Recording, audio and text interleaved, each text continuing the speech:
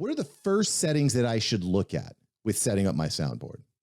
Well, first of all, you want to have as many, how can I say it? You want to have as much flexibility as possible, and most people are resorting to either the Rodecaster now or the Tascam Mixcast 4. Any of those two are going to do, and as long as they have parameters that you could adjust, your gain, obviously, your plugins that you have on there, how wet or how dry you want your voice. Individual parameters are huge. Like, you have to have a certain flavor, like I said, for your own voice. Like me, I like it slightly wet, you know what I'm saying? And not too wet to the point where it's like you hear complete like echoing all over the place and you get that reverb decay vibe.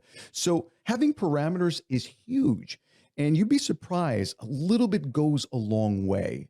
My point is, if you have the ability to tweak things, same thing goes with your cameras. Don't ever buy a camera, an onboard camera, or what do you call those? I use 35 millimeter cameras, so I apologize if I don't readily know the name of these little cams that you put on your computer. What's the name of them? Digital webcam. Yeah, there you go, webcams.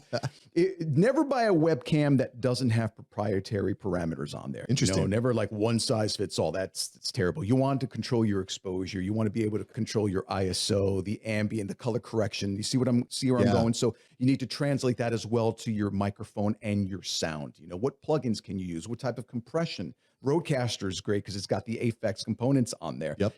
What type of voice do you have? Is it a deep? Is it a high? Is it a high pitch? Is it low? So that's always truly important, and some of the elements that you really should look out for. The more control you have over, the potential of your voice, the better you're going to sound.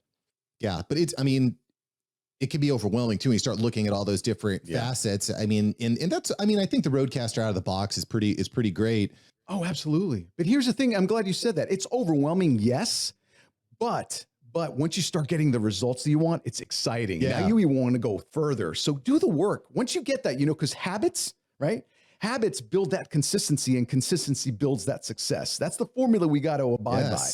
And that will weed all the copies out there, That's going to weed all the people that are like, yeah, I love Podcaster, man. I'm a podcast, I got my buttons and stuff. Yeah. As opposed to somebody who's truly serious about podcasting, because I don't have to tell you, this is hard work. And we talked about this before. Doing a cool podcast, yeah, you could do one.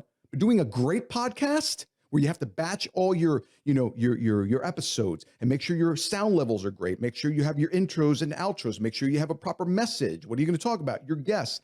That's a lot of work.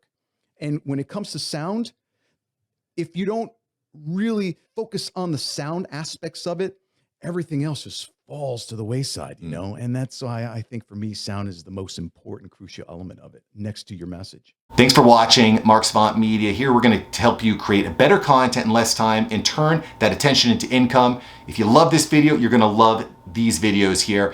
Click the one. Me and my team specially selected this just for you. Click the link, check out the video. I'll catch you here next time on Mark Savant Media. Peace.